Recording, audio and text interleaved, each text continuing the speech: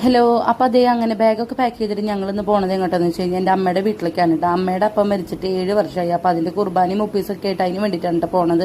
അപ്പൊ അതേ ഇവിടുന്ന് കാവടിത്തുള്ളി പോകുന്നുണ്ട്. അങ്ങനെ ഞങ്ങൾ ബസ് കയറി. അപ്പച്ചനും പെൻഷനും വരാത്ത കാരണം ബസ്സാണ് ശരണം. പിന്നെ സ്കൂട്ടറിൽ പോയില്ല. അങ്ങനെ പെട്ടെന്ന് മഴ ഇങ്ങനെ പെയ്ത് കഴിഞ്ഞാൽ പറ്റില്ലല്ലോ. ചെക്കൻ അങ്ങനെ കമ്പിക്ക് പിടിച്ചിരിക്കുന്നുണ്ട്. പിന്നെ അപ്പുറത്തെ ചേട്ടനോടൊക്കെ വർത്താനം പറഞ്ഞു. ആ ചേട്ടൻ വലിയ മൈൻഡ് കൊടുക്കാത്ത കാരണം തോന്നുന്നുണ്ട്. വേഗം ഇങ്ങോട്ട് തിരിഞ്ഞിട്ട് അമ്മയുടെ നെഞ്ചത്ത് കിടന്ന് ഉറങ്ങിയിട്ട് അവൻ. അങ്ങനെ നമ്മളിത് ചേലക്കര ജീവോദയ ഹോസ്പിറ്റലിന്റെ അവിടെ ഇറങ്ങിയിട്ട് അവിടെ ഞങ്ങളുടെ ഒരു മേമുണ്ട്, അതായത് അമ്മയുടെ അനിയത്തി അവിടെയാണ്. ഹോസ്പിറ്റലിന്റെ അടുത്ത് തന്നെയാണ് വീട് വരുന്നത്. അപ്പൊ അതിന് മുന്നേ ഞങ്ങളൊരു ബേക്കറിയിൽ കയറിയിട്ട് കുറച്ച് പലഹാരം കാര്യങ്ങളൊക്കെ മേടിച്ചിട്ടു. അപ്പൊ ഇതാണ് മേമയുടെ വീട് വരുന്നത്. അവിടെ എത്തിക്കഴിഞ്ഞപ്പോഴേക്കും മേമ സ്വത്തുപണീനെ എടുക്കാൻ നോക്കാനിട്ടാ. ഒരു കരച്ചിലും വാശിയൊന്നും ഉണ്ടായിരുന്നില്ല. അവൻ നല്ല പോലെ സിംഗായിട്ട് തന്നെ നിന്നുട്ടോ. ഇന്നലെ അവൻ ഭയങ്കര നല്ല മൂടായിരുന്നു.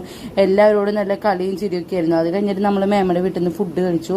നല്ല വെള്ളയപ്പവും ചിക്കൻ കറിയും ചായ ആയിരുന്നു. നല്ല ടേസ്റ്റ് ഉണ്ടായിരുന്നു. അങ്ങനെ അത് കഴിച്ചിട്ട് നമ്മൾ പേപ്പനവിടേക്ക് പോയി, അതായത് മേമയുടെ ഹസ്ബൻഡിന്റെ അവിടേക്ക് പോയി. സെന്ററിൽ ഒരു കടയാണ് കേട്ടോ. അങ്ങനെ പോണ വഴിക്ക് ഈ ഒരു ബോച്ചറ വണ്ടി കണ്ടുവിട്ടത്. ഇതിന്റെ ബാക്കിയായിട്ട് അടുത്ത്